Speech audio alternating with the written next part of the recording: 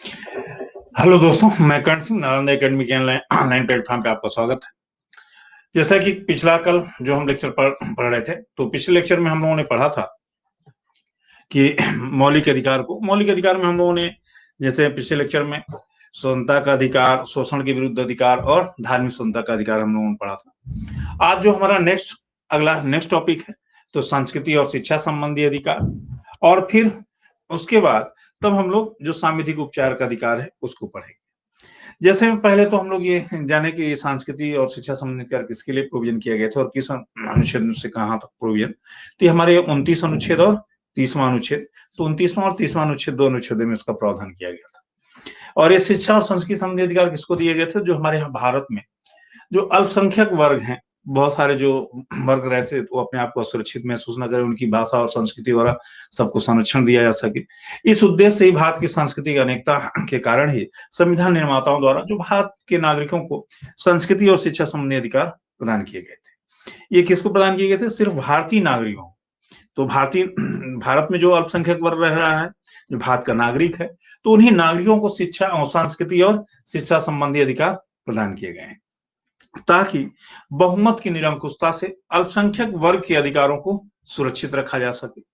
और इनका प्रोविजन हमारे यहाँ कहां तक किया गया था? तो अनुच्छेद 29 से 30 तक जो इसी उद्देश्य से किया गया था। पहला जो अनुच्छेद 29 में प्रोविजन किया गया था, तो अल्पसंख्यक वर्गों के हितों का संरक्षण के लिए प्रावधान लाया गया था। अल्पसंख्यक वर्गों के हितों संरक्षण संबंधी अनुच्छेद 29 में दो सब क्लाज रखे गए थे। पहला जो था कि 29 फर्स्ट के अनुसार, तो 29 जो फर्स्ट है, अनुच्छेद 29 फर्स्ट के जो सब क्लाज में, कि इसके अनुसार एक प्रोविजन किया गया था कि भारत के प्रत्येक नागरिक को अपनी जो विशेष उसकी भाषा है, जो उसकी लिपि है और संस्कृति को बनाए रखने को उसको अधिकार होगा। यह अधिकार केवल उन नागरिकों को प्रदान किया गया है जो भाषा, लिपि या संस्कृति की दृष्टि से अल्पसंख्यक हैं, तो उनके अधिकार प्रदान किए गए हैं। जैसे अनुच्छेद सेकंड में प्रावधान किया गया था, अनुच्छेद सेकंड के अनुसार, कि राज्य द्वारा घोषित या जो राज्य की सहायता से संचालित जो भी कोई संस्थान है, यानी किसी भी शिक्षा संस्थान में प्रवेश के लिए किसी भी नागरिक को उसकी भाषा या धर्म और जाति और वंश के आधार पर वंचित नहीं किया जा सकता है। तो जैसे हमारे यहाँ अनुच्छेद 29 सेकंड में जो प्रावधान किया गया था कि जो भी हमारे यहाँ राज्य द्वारा वाले घोषित जो राज्य की सहायता से जो संचालित हो रही शिक्षा संस्थाएं वगैरह, उनमें प्रवेश के लिए किसी भी नागरिक को भाषा या धर्म या जाति या वंश के आधार पर वंचित नहीं किया जा सकता। 30 सेकंड में प्रावधान किया गया था। ये तो हमारे यहाँ 29 सेकंड में प्रावधानित है। जैसे अनुच्छेद जो 30 था, अनुच्छेद 30 में जो हमारे यहाँ प्रावधान किया गया था कि शिक्षा संस्थाओं की स्थापना और उसके प्रशासन करने का अल्पसंख्यक वर्गों का अधिकार होगा। यानी शिक्षा संस्थाएं हैं और जो उनका प्रशासन है, तो उनको अल्पसंख्यक वर्गों को ये अधिकार दिया गया था कि जो भी शिक्षा संस्थाएं होंगी अल्पसंख्यक वर्ग वगैरह की हैं, तो उन अल्पसंख्यक वर्गों को शिक्षा का प्रशासन और सब संचालित करने का अधिकार होगा। जैसे इसमें भी अनुच्छेद जो 30 फर्स्ट 30 सेकंड दो रखे गए थे। अनुच्छेद 30 जो फर्स्ट है, तो 31 में प्रावधान रखा गया था कि इसके अनुसार कि धर्म या भाषा पर आधारित अल्पसंख्यक वर्गों को अपनी रुचि की जो शिक्षण संस्थाएं हैं, तो अपनी रुचि की शिक्षण संस्थाओं को स्थापित करने को उनको अधिकार होगा, साथ ही वो उसका प्रशासन भी कर सकेंगे। जैसे अनुच्छेद जो 30 सेकंड में रखा गया था, यानी 30 सेकंड में प्रावधान, इसके अनुसार ये प्रावधान रखे गए थे कि शिक्षण संस्थाओं को सहायता देने में राज्य किसी भी प्रकार की जो शिक्षण संस्था के विरुद्ध इस आधार पर विभेद नहीं करेगा कि वह धर्म या भाषा पर आधारित कोई अल्पसंख्यक वर्ग के प्रबंध में है। तो यानी जो भी अल्पसंख्यक वर्ग वगैरह हमारी शिक्षा संस्थाएं स्थापित करते हैं, तो राज्य जो भी उनको ग्रांट वगैरह देगा, जो सहायता देगा शिक्षा संस्थाओं को, तो किसी भी संस्था के विरुद्ध इस आधार पर वो के भेद नहीं करेगा या विभेद नहीं करेगा कि वो अलग भाषा या धर्म की संस्था है। ये तो हमारे यहाँ जो अनुच्छेद 29 और 30 में जो अल्पसंख्यक वर्गों के लिए संस्कृति और उनकी शिक्षा संबंधी अधिकार को हमारे यहाँ प्रदान किया गया है। तो ये हमारा जो संस्कृति और शिक्षा संबंधी अधिकार का प्रावधान था, जो 29वां और 30वें अनुच्छेद में प्रावधानित किए गए थे। नेक्स्ट आ जाए हमारा जो नेक्स्ट था संपत्ति का अधिकार। संपत्ति का अधिकार जो अनुच्छेद 31 था, अब निश्चित कर दिया गया है। लेकिन ये ध्यान रखिएगा, अनुच्छेद 30 जो 1 था, जो संपत्ति के अधिकार निश्चित किया गया, लेकिन इसमें 31 first A B C D इसमें अभी भी बने हुए हैं।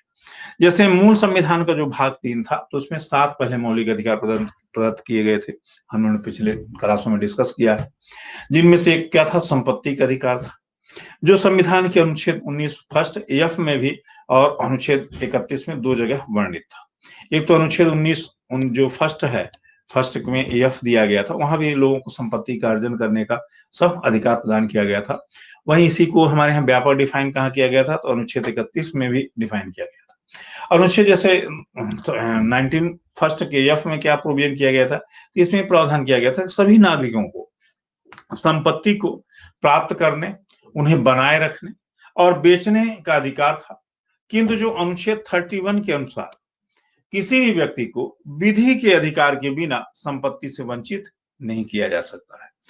तो अब इसको जैसे जो विधि के अधिकार के बिना संपत्ति से वंचित नहीं किया जा सकता था, संविधान के ये लागू होने के बाद मूल अधिकारों संबंधित काफी विवाद जो संपत्ति संबंधी आने लगे और ये हमारे विकास में भी बाधा उत्पन्न करने लगे।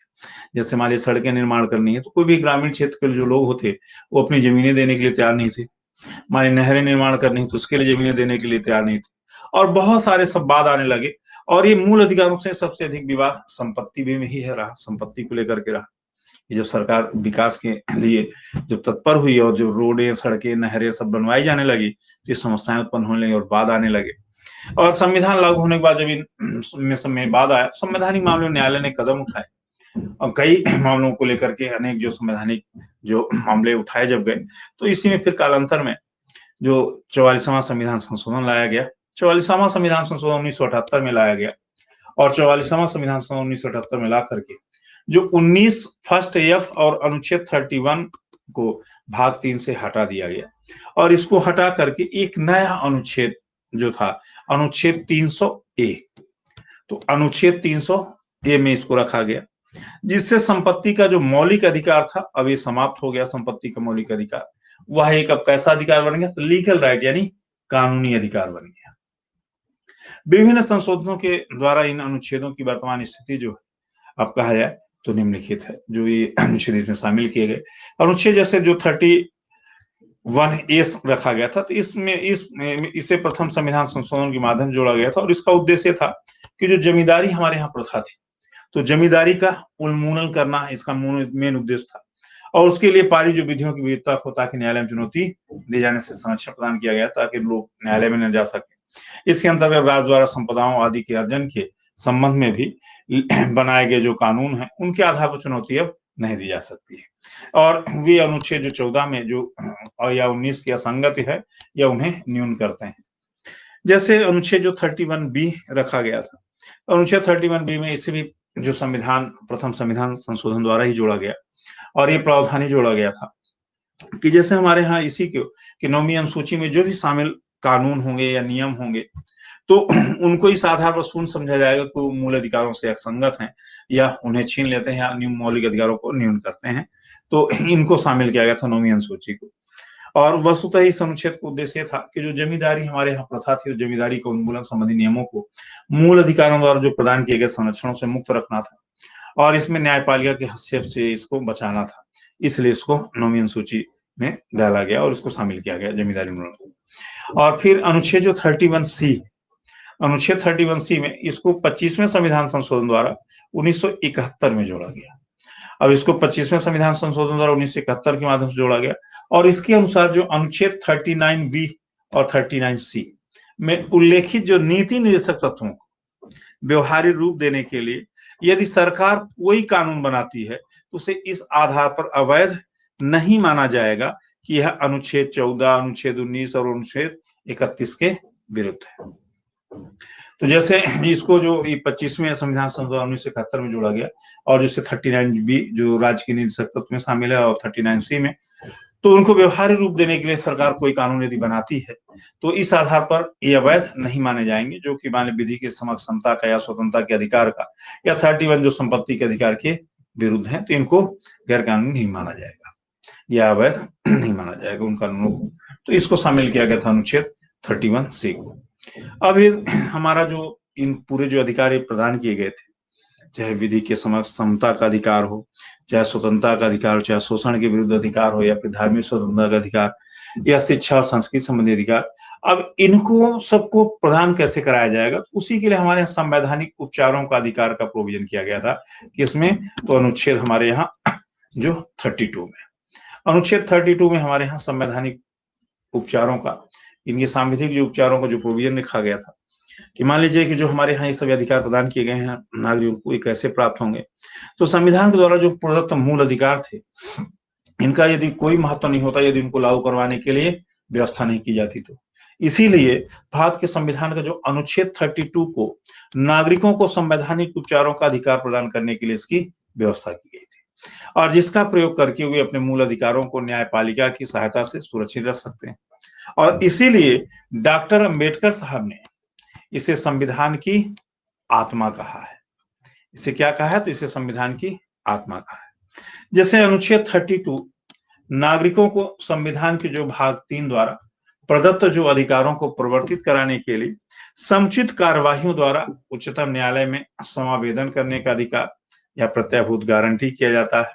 दूसरे शब्दों में कहा जाए तो सर्वोच्च न्यायालय मूल अधिकारों गारंटी देने वाली एक संस्था है, और यदि किसी व्यक्ति के मूल अधिकारों को उल्लंघन होता है तो वह सर्वोच्च न्यायालय में न्याय प्राप्ति के लिए आवेदन कर सकता है। दूसरा, इस अनुच्छेद 32 के द्वारा पीड़ित व्यक्ति के अधिकार है वह सीधे उच्चतम न्यायालय के पास निवेदन कर सकता है। और ये भी ध्यान रखिएगा कि अनुच्छेद जो 32 है ये केवल मूल अधिकारों की गारंटी प्रदान करता है, अन्य अधिकारों की ये नहीं देता। जैसे कि मान लीजिए विधिक अधिकार या लीगल राइट, उनकी गारंटी ये 32 आर्टिकल नहीं प्रदान करता। ये सिर्फ मौलिक अधिकारों की गारंटी प्रदान करता है कि मौलिक अधिकारों को आपको जो प्राप्त है उनको संरक्षण दिया जाएगा। वही जो 32 है, तो 32 में सेकंड जो सब क्लास रखा गया था, तो इस अनुच्छेद के तहत मूल अधिकारों को लागू करवाने के लिए उच्चतम न्यायालय निर्देश या आदेश या रिट जारी कर सकता है। और संविधान का जो अनुच्छेद 32 है वो सर्वोच्च न्यायालय को अनुच्छेद 226 में उच्च न्यायालय को 5 रिट जारी प्रदान करने का अधिकार देता है। अब ध्यान रखिएगा, जैसे हमारे यहाँ 32 जो सेकंड है, तो 32 सेकंड जो है ये उच्चतम न्यायालय को निर्देश या आदेश देता है रिट जारी करने का। वहीं पास जैसे 226 जो है अनुच्छेद, तो अनुच्छेद जो 226 है ये हमारे यहाँ उच्च न्यायालय को, तो जैसे अनुच्छेद 32 सेकंड के तहत सर्वोच्च न्यायालय, अनुच्छेद 226 के तहत उच्च न्यायालय, ये दोनों को 5 प्रकार के रिटों जारी करने का, ये 5 प्रकार के रिट जारी करने का अधिकार हमारे यहाँ ये संविधान देता है। जैसे पहला रिट कौन सा है? तो पहला रिट है बंदी प्रत्यक्षीकरण। जैसे बंदी जो प्रत्यक्षीकरण है ये हैबियस कार्पस इसी को इंग्लिश में बोलते हैं, ये लैटिन शब्द है जिसका शाब्दिक अर्थ क्या है? बंदी प्रत्यक्षीकरण क्या? हैबियस कार्पस का तो सशरीर उपस्थित होना या शरीर प्राप्त करना। यह रिट एक आदेश के रूप में उन व्यक्तियों के विरुद्ध जारी की जाती है जो किसी को बंदी बनाए हुए हैं। उन्हें यह आदेश दिया जाता है कि वह निरुद्ध व्यक्ति को न्यायालय के समक्ष उपस्थित करें ताकि न्यायालय इस बात की जांच कर सके कि जो उस व्यक्ति को जो बंदी बनाया गया है उसके पीछे कारण क्या है, बंदी बनाए जाने के पीछे कारण उचित है या उचित नहीं है। यदि उचित कारण नहीं है तो उसे मुक्त किया जाए। और यदि मान लीजिए रिट किसी भी व्यक्ति को जारी की जा सकती है, चाहे वो सरकारी अधिकारी हो या फिर कोई प्राइवेट व्यक्ति जो भी किसी का बंदी बनाया हो या अपहरण किया हुआ हो, उसको भी ये रिट जारी की जा सकती है। तो ये सरकारी व्यक्ति को भी ये रिट जारी की जा सकती है और साथ ही ये रिट प्राइवेट व्यक्ति को भी जारी की जा सकती है। नेक्स्ट जैसे दूसरा हमारा जो रिट था ये था परमादेश। परमादेश का मतलब होता है परम आदेश, यानी ये रिट न्यायालय द्वारा उस समय जारी की जाती है जब कोई भी लोक सेवक या प्राधिकारी अपने कर्तव्यों के निर्वहन से इनकार करता है और जिसके लिए अन्य कोई विधिक उपचार प्राप्त न हो। तो इस प्रकार यह रिट तब जारी की जाती है जब कोई लोक सेवक किसी विधिक कर्तव्य को करने के लिए बाध्य है किंतु वह करने से क्या करता है? मना करता है। मान लीजिए वह अपना कर्तव्य निर्वहन करने से मना कर रहा है तो यह रिट निम्नलिखित व्यक्तियों के विरुद्ध फिर जारी की जाती है। अभी ध्यान रखिए कुछ व्यक्तियों के विरुद्ध रिट नहीं जारी की जा सकती है जो हमारे संवैधानिक प्रमुख पदों पर हैं। जैसे मान लीजिए राष्ट्रपति है, राज्यपाल के विरुद्ध अपने पद की शक्तियों के प्रयोग और कर्तव्यों को पालन करने के लिए रिट जारी नहीं की जा सकती। वहीं सेकंड ये भी ध्यान रखिएगा कि किसी भी प्राइवेट जो कंपनियां हैं, ये जो भी कोई प्राइवेट व्यक्ति है, तो उसके विरुद्ध भी इस रिट का प्रयोग नहीं किया जा सकता है कि वो अपने कर्तव्यों का निर्वहन नहीं कर रहा, इसलिए परमादेश जारी किया जाए, तो उसके लिए भी जारी नहीं करवाया जा सकता। और थर्ड कि जैसे हमारे यहाँ जो न्यायालय है, तो न्यायाधीशों के विरुद्ध भी सामान्य स्थितियों में रिट जारी नहीं की जा सकती। तो ये हमारे यहाँ जो कुछ संवैधानिक प्रमुख हैं पद, तो जो लोक सेवक हैं, तो उनके विरुद्ध जारी नहीं की जा सकती है। बाकी हमारे यहाँ सामान्य पदाधिकारियों के विरुद्ध जारी की जा सकती है। नेक्स्ट है हमारा जैसे तीसरा जो है तो प्रतिषेध।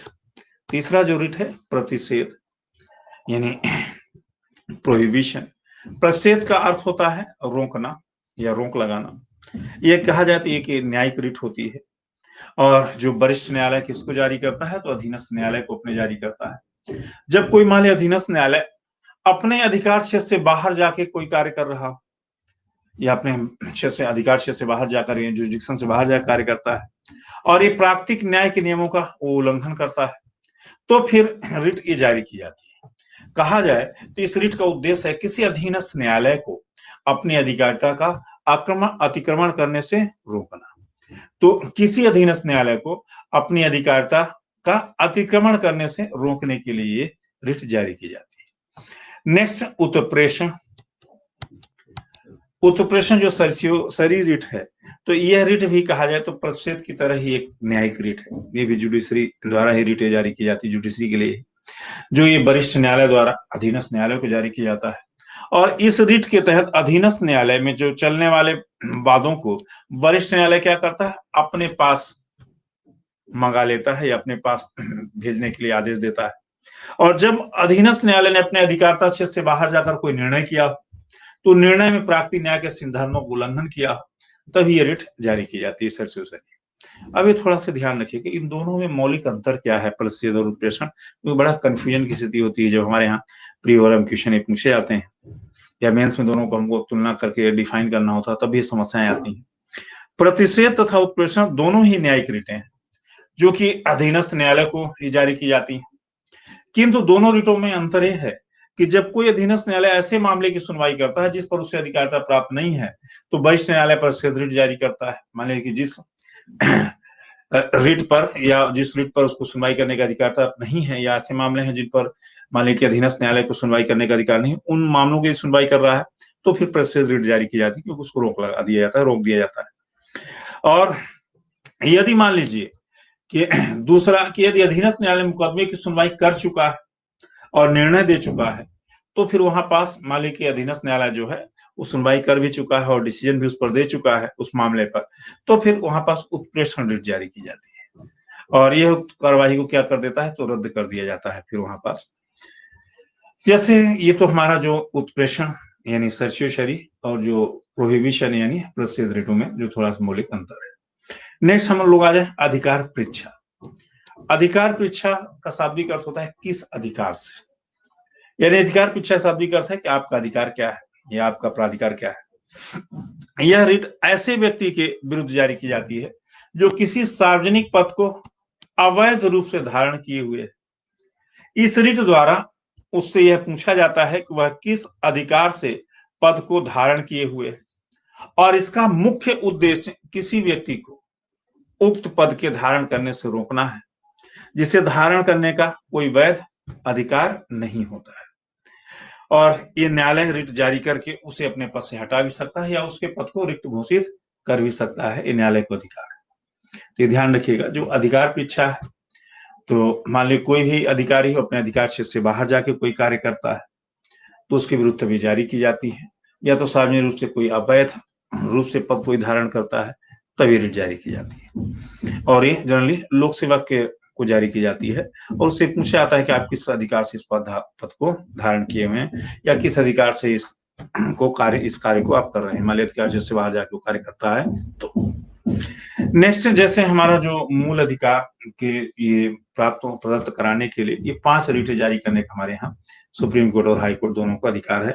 सुप्रीम कोर्ट को 32 अनुच्छेद के तहत 32 सेकंड के तहत, वहीं पास हमारे यहाँ 226 के तहत उच्च न्यायालय को। अब मूल अधिकारों पर हमारे यहाँ जो निर्बंधन और निलंबन का भी प्रोविजन किया गया कॉन्स्टिट्यूशन, कि मूल अधिकारों का निर्बंधन मतलब उस पर कहीं रोक भी लगाई गई है। दूसरा, वहीं पास उसको निलंबित करने का भी प्रोविजन किया गया है। जैसे मूल अधिकारों पर निर्बंधन और निलंबन के निम्नलिखित जो प्रकार कौन कौन से हैं। तो एक तो जब मान लीजिए अनुच्छेद 352 के अधीन राष्ट्रीय आपातकाल जब लागू किया जाता है, तो अनुच्छेद 358 के अनुसार जो अनुच्छेद जो 19 है, ये स्वतः क्या है, निलंबित हो जाता है। जैसे मान लीजिए हमारे स्वतंत्रता का जो अधिकार है, यदि हमारे यहाँ राष्ट्रीय आपातकाल लगता है तो तुरंत ही उसको अवैध घोषित कर दिया जाता है, स्वतंत्रता के अधिकार तुरंत ही समाप्त हो जाते हैं। नेक्स्ट ये ध्यान रखें, आपातकाल के दौरान हमारे यहाँ राष्ट्रपति को अधिकार दिया गया अनुच्छेद 359 के तहत, कि 359 अनुच्छेद के तहत राष्ट्रपति की शक्ति प्रदान करता है कि वह अधिसूचना द्वारा अन्य मूल अधिकारों को भी निलंबित कर सकता है। जैसे अनुच्छेद जो 20 और अनुच्छेद 21 प्रदत्त अधिकार जो है, ये कभी भी निलंबित नहीं किया जा सकते। बाकी मौलिक अधिकारों को राष्ट्रपति चाहे तो 359 अनुच्छेद के तहत या 359 आर्टिकल के तहत उनको निलंबित कर सकता है, लेकिन जो अनुच्छेद 20 और अनुच्छेद 21 के तहत जो प्रावधान या अधिकार प्रदान किए गए हैं, ये कभी भी निलंबित नहीं किए जा सकते।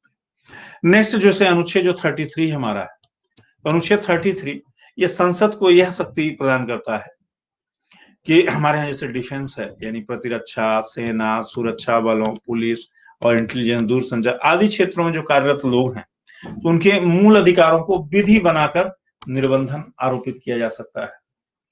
उन पर मौलिक अधिकार युक्त लागू नहीं होगा। वहीं अनुच्छेद जो 34 के अनुसार ये प्रावधान किया गया है कि जब किसी भी क्षेत्र में सेना विधि लागू हो, यानी मिलिट्री शासन लागू हो, तब संसद विधि बनाकर या संसद विधि द्वारा मूल अधिकारों पर वहां भी निर्बंधन आरोपित किया जा सकता है। ये दोनों प्रावधान इसलिए किए गए थे, यानी जो पैरामिलिट्री और मिलिट्री वालों के लिए, कि मान लीजिए जब हमारे यहाँ पैरामिलिट्री वहां लागू की जाती है या जो हमारे मिलिट्री शासन लागू किए जाते हैं, तो वहां पास मान लीजिए मूल अधिकारों में थोड़ा बहुत हनन हो भी सकता है, क्योंकि गेहूं के साथ घुन भी पीसा जाता है। तो मान लीजिए वहां पास कुछ हमारे यहाँ उपद्रव सब ऐसी स्थितियां होती हैं, और जब डिफेंस यानी मिलिट्री शासन लागू किया जाता है मार्शल लॉ, तो वहां पास इसलिए लोगों के अधिकारों, मौलिक अधिकारों को निर्बंधन फिर आरोपित कर दिया जाता है, कि लोगों के अधिकारों को रोक दिया जाता है या उनको समाप्त कर दिया जाता है, ताकि हमारे यहाँ डिफेंस वाला अच्छे से अपना सब कार्यों का निर्वहन कर सके। जैसे संसद संविधान में संशोधन करके मूल अधिकारों को चाहे तो निलंबित भी कर सकती है, और ऐसा करते समय मूल ढांचे कभी नष्ट वश नहीं कर सकती। तो हमारा जो कॉन्स्टिट्यूशन या फंडामेंटल स्ट्रक्चर है, वो बस हमारा प्रभावित नहीं होना चाहिए। बाकी संसद चाहे तो हमारे मौलिक अधिकारों को निलंबन भी कर सकती है। ये तो हमारे यहाँ जो निर्बंधन है मौलिक अधिकारों पर, तो जो युक्त निर्बंधन है और जो निलंबन के लिए प्रावधान किया गया था, मौलिक अधिकार कहाँ किस स्थिति में निलंबित होंगे, उनका ये प्रावधान था। नेक्स्ट, मूल अधिकारों की जो संपोषणीयता और मूल ढांचे की जो अवधारणा है, कि संपोषणीयता के मतलब ये था कि जैसे हमारे यहाँ जो संपोषण कैसे किया जाएगा मूल अधिकारों को, और मूल ढांचा क्या होता है, फंडामेंटल स्ट्रक्चर। जैसे संविधान में हमारे यहाँ संशोधन की प्रक्रिया का वर्णन संविधान में संशोधन की अनुच्छेद किया जा सकता है, तो अनुच्छेद 368 जो रखा गया 368, ये हमारे यहाँ मूल रूप से किसके लिए रखा गया है, तो संविधान को संशोधन करने के लिए अनुच्छेद रखा गया, और इसमें 3 प्रकार के संशोधनों का प्रोविजन है। इस अनुच्छेद के तहत संविधान के भाग 3 में वर्णित जो मूल अधिकार है, इनको भी संशोधित किया जा सकता है या नहीं किया जा सकता, ये थोड़ा सा विवाद की स्थिति रही। यह प्रश्न हमेशा से विवादास्पद रहा है कि जैसे अनुच्छेद 32 के जो अनुसार राज्य किसी ऐसी कोई भी विधि नहीं बनाएगा जो मूल अधिकारों को कम करती हो। ये कौन देता है, तो अनुच्छेद 32 ये प्रोविजन करता है कि राज्य ऐसी कोई विधि नहीं बनाएगा जो मूल अधिकारों को कम करता हो। अब प्रश्न ये है कि क्या विधि की परिभाषा में संसद द्वारा जो किया गया कोई भी संविधान संशोधन भी शामिल है या नहीं शामिल है। विवादास्पद स्थिति क्यों बनती है कि जो भी संशोधन हमारे यहाँ संविधान लाता है या संसद हमारे यहाँ कोई भी संशोधन वगैरह सब शामिल करता है, ये विधि में शामिल है या नहीं। इस संदर्भ में सर्वप्रथम जो बात आया था 1951 में, ये शंकरी प्रसाद बनाम जो भारत संघ का बात था, तो शंकरी प्रसाद बनाम भारत संघ के मामले में ये प्रश्न उठाया गया था कि संसद मूल अधिकारों में संशोधन कर सकती है या नहीं कर सकती। इस मामले में उच्च न्यायालय ने निर्णय दिया था कि अनुच्छेद 368 के अधीन जो संसद द्वारा किया गया संशोधन विधि की परिभाषा में शामिल नहीं है, और संसद संविधान में संशोधन चाहे तो कर सकती है, क्योंकि संसद को हमारे यहाँ अधिकार दिया गया है, क्योंकि जनता द्वारा निर्वाचित वो निकाय है। लेकिन उक्त मत को परिवर्तन करते हुए जो अगला केस आया, कौन सा, तो गोलकनाथ बनाम पंजाब राज्य का केस आया, और इसमें फिर सर्वोच्च न्यायालय ने निर्णय दिया, जो गोलकनाथ बनाम पंजाब राज्य का मामला था, कि अनुच्छेद 32 में प्रयुक्त जो विधि के अंतर्गत सभी प्रकार के कानून और संशोधन अनुच्छेद 368 में शामिल है।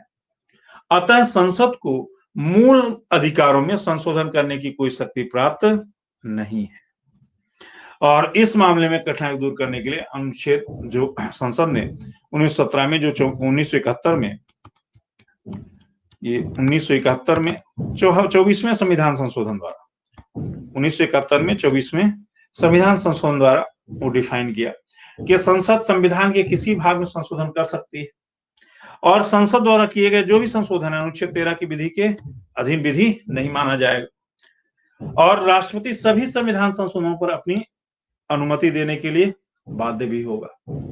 ये संसद ने जब 1971 में पास किया, तो 1971 में 24वें संशोधन द्वारा एक राष्ट्रपति को भी बाध्य बना दिया गया, और यहाँ पर संसद को भी सर्वोच्च बना दिया गया, जो हमारे जुडिशरी स्वतंत्रता का यहाँ पर थोड़ा से आयत कमी हो आ गई। लेकिन 24वें संविधान संशोधन की संवैधानिकता को केशवानंद भारती बनाम जो केरल राज्य के मामले में चुनौती चैलेंज किया गया, जो 24वां संविधान संशोधन था, इसको जब 1973 में जब चैलेंज किया गया, तो इस केशवानंद भारती बनाम केरल जो राज्य का वाद था, इसमें उच्चतम न्यायालय ने इस मामले की सुनवाई करने के दौरान अब तक सबसे बड़ी जो संसदीय हमारी वो न्यायिक पीठ थी, जिसको हमारे 13 जजों के या 13 न्यायाधीशों खंडपीठ द्वारा फिर डिसीजन किया गया, और इसमें ये 7 के बदले 6 के बहुमत से ये निर्णय दिया गया, यानी 7-6 से मतलब कि 7 न्यायाधीश एक तरफ, 6 न्यायाधीश एक तरफ, और ये 13 न्यायाधीशों ने मिलकर के सब जजमेंट दिया, और इसमें इन्होंने डिफाइन किया कि संसद को मूल अधिकारों में संशोधन करने की शक्ति प्राप्त है, और ऐसा संशोधन अनुच्छेद 32 की अधीन विधि की परिभाषा में शामिल नहीं किया जाएगा। यानी मूल अधिकारों में संशोधन करने की शक्ति किसको प्रदान की है? संसद को प्राप्त है। लेकिन वो ऐसा संशोधन जो अनुच्छेद 13 के 2nd के अधीन परिभाषा में शामिल नहीं किया जाएगा। साथ ही ये डिफाइन किया गया कि संसद को संविधान में संशोधन करने की व्यापक शक्ति प्राप्त, लेकिन वह इस शक्ति का प्रयोग संविधान के मूल ढांचे को नष्ट, इस शक्ति के माध्यम से उस संविधान को जो मूल हमारा ढांचा है, यानी जो फंडामेंटल स्ट्रक्चर है, वो बस प्रभावित नहीं होना चाहिए। इस प्रकार कहा जाए तो न्यायालय द्वारा संविधान के मूल ढांचे की अवधारणा को स्पष्ट किया गया, और केशवानंद जो भारतीय बाद में से उत्पन्न कठिनाइयों को दूर करने के लिए पुनः संसद ने 1976 में 42वां हमारे यहाँ संविधान संशोधन लेके आए, और इसके अनुसार फिर डिफाइन किया गया कि संसद द्वारा जो किए गए हमारे यहाँ संशोधन की वैधता को किसी आधार पर न्यायालय में चुनौती नहीं दी जा सकती। दूसरा, संसद की संविधान संशोधन की शक्ति पर कोई परिसीमा नहीं होगी, यानी ये हमारे यहाँ संसद को ही अधिकार है कि हमारे यहाँ संविधान में जो भी जनता के लिए चाहे, जो सबको संरक्षण करने के लिए और जो भी उचित समझे संसद संशोधन कर सकती है, उस पर कोई सीमा लागू नहीं होगी। संविधान में एक्चुअली इस संशोधन की संवैधानिकता को पुनः फिर 1980 में मिनर्वा मिल्स बना भारत संघ मामले में 1980 में पुनः चुनौती दी गई। कब दी गई? तो 1980 में इसको पुनः चुनौती दिया गया, और जिसमें कि न्यायालय ने निर्णय दिया कि किसी भी विधि संशोधन का न्यायिक पुनर्विलोकन किया जा सकता है, क्योंकि न्यायिक पुनर्विलोकन संविधान का मूल ढांचा है, और इस आधार पर उपरोक्त संशोधन क्या है? असंवैधानिक है। कुल मिलाकर संसद को मूल अधिकारों में संशोधन करने का अधिकार है, किंतु अभी ध्यान रखिएगा यह शक्ति असीमित नहीं है संसद को, कि हमारे यहाँ संसद कुछ भी मूल अधिकारों में संशोधन कर सकती है। जो हमारे यहाँ फंडामेंटल राइट है, यानी जो, तो उन पे जो हमारा मूल ढांचा था, मूल ढांचा हम लोग उसको कहते हैं, जो संविधान विदों ने जो व्यवस्थाएं हमारे यहाँ स्थापित करना चाहते थे भारत में, जिस लिए नागरिकों के अधिकारों सबको संरक्षित करना चाहते थे, वो प्रभावित नहीं होना चाहिए। माने संसद मूल अधिकारों में हमारे यहाँ इस प्रकार संशोधन नहीं कर सकती जिससे कि मूल ढांचा या संरचना की क्षति हो या क्षति पहुंचती हो। बाकी न्यायालय ने संविधान का मूल ढांचा क्या है इसे परिभाषित नहीं किया, कहीं भी हमारे कॉन्स्टिट्यूशन में परिभाषित नहीं है कि हमारा मूल ढांचा क्या है संविधान का, और लेकिन समय समय पर विभिन्न वादों में फिर इसकी व्याख्या की जाती है कि हमारे संविधान विदों की क्या इच्छा थी और कैसी व्यवस्था सब स्थापित करना चाहते थे। तो ये तो हमारा मौलिक अधिकार संबंधी सब प्रोविजन थे, जो आज हमारे अब यही मौलिक अधिकार फंडामेंटल राइट हमारे समाप्त होते हैं। जो हम मौलिक अधिकारों में हम लोगों ने जो पहला जो क्लास में हम लोगों ने पढ़ा था कि मौलिक अधिकार क्या है और मौलिक अधिकार हमारे यहाँ इसका जन्म कहाँ से हुआ, कैसे कैसे इस मौलिक अधिकारों से मांग की गई, कब कब कहाँ कहाँ स्थापित हुआ। फिर हम लोगों ने डिस्कस ये किया था कि हमारे संविधान में इसका प्रोविजन कहाँ से किया गया, तो भाग 3 में जो अनुच्छेद 12 से लेकर 35 तक। फिर हम लोगों ने ये सब डिस्कस किया था कि जो हमारा पहला मौलिक अधिकार है जो यानी विधि के समक्ष समता का अधिकार, फिर दूसरा स्वतंत्रता का अधिकार, फिर तीसरा शोषण के विरुद्ध अधिकार, फिर चौथा हमारा जो धार्मिक स्वतंत्रता का अधिकार, और पांचवा फिर हमारा जो शिक्षा और संस्कृति संबंधी अधिकार, तो संस्कृति और शिक्षा संबंधी का जो अल्पसंख्यक वर्ग हुए, और फिर छठवां हम लोगों ने पढ़ा संवैधानिक उपचारों का अधिकार। तो ये 6 वर्तमान मौलिक अधिकार है, क्योंकि हम लोगों ने पढ़ा संपत्ति के अधिकार को समाप्त कर दिया गया है। तो दोस्तों अब हम नेक्स्ट अगले जो लेक्चर में फिर अब हम लोग राज्य की नीति नियंत्रक तत्व पे आएंगे, यानी डायरेक्टिव प्रिंसिपल पर। दोस्तों यदि हमारा लेक्चर पसंद आ रहा हो तो इसे लाइक भी करें और शेयर भी करें और हमारे चैनल को सब्सक्राइब करें। दोस्तों धन्यवाद।